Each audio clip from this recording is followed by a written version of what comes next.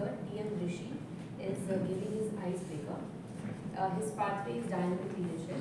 The purpose of this project is for the member to introduce himself to the club and learn the basic structure of the public speech. The title of his speech is DTM to Zero. As a token of appreciation, since it is his first speech, we all stand and clap for him at the end of the speech. We are very excited to hear you and all the best to you. Yeah, for icebreaker, the timing is 4 to 6 minutes.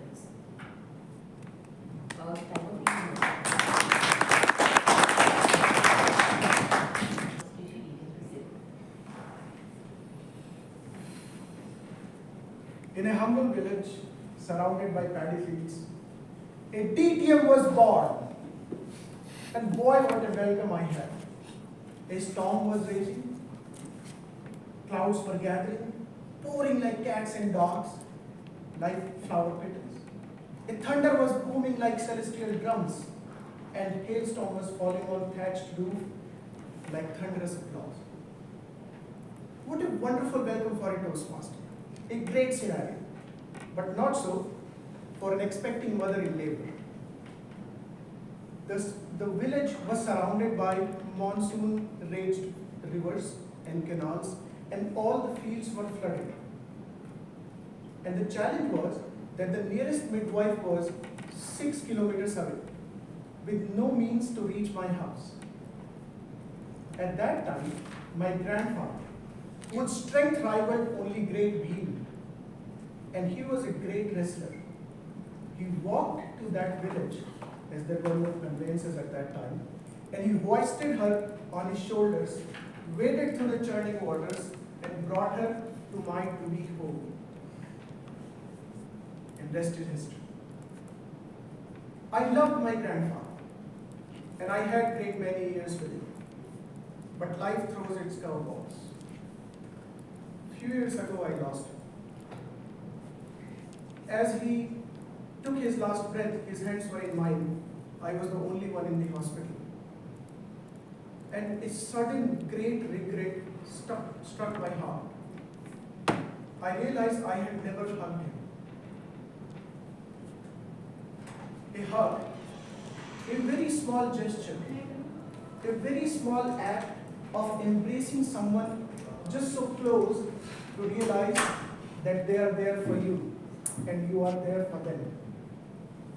That small act, growing up, was not possible because respect for elders meant keeping a respectful distance. A regret gave me a lesson that never in this life again I'm going to leave a loved one unhugged. I would shower my love and hugs on them so I have no regrets. What a sweet thought, isn't it? While we talk about sweets, let me tell you something really peculiar about me. I have great craving for food. It feels like I am feeling this never-ending pregnancy. I crave for sometimes very specific things. Chola bhatura, gajar ka halwa, suji ka halwa, besan ka halwa, some sweet or the other. But many times the craving is for something really abstract.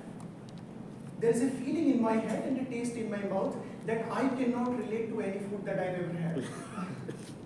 And I want to have that, and this battle with my fridge, Swiggy and me, it continues and continues and continues unabated until I give up.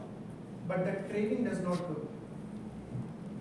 And I wonder why my brain confuses like that. And then I look at this. There may be it.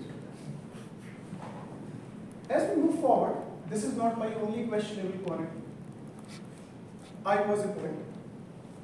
I'm a romantic at heart.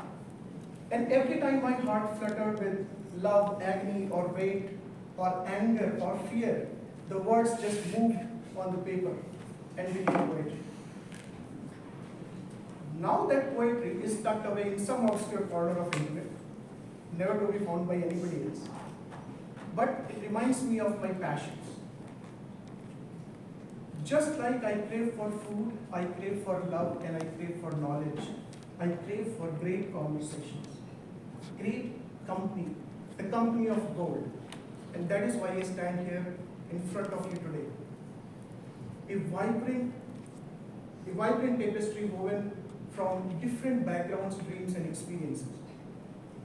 At my zero, when I start my Toastmaster journey again. And here, I intend to find my voice.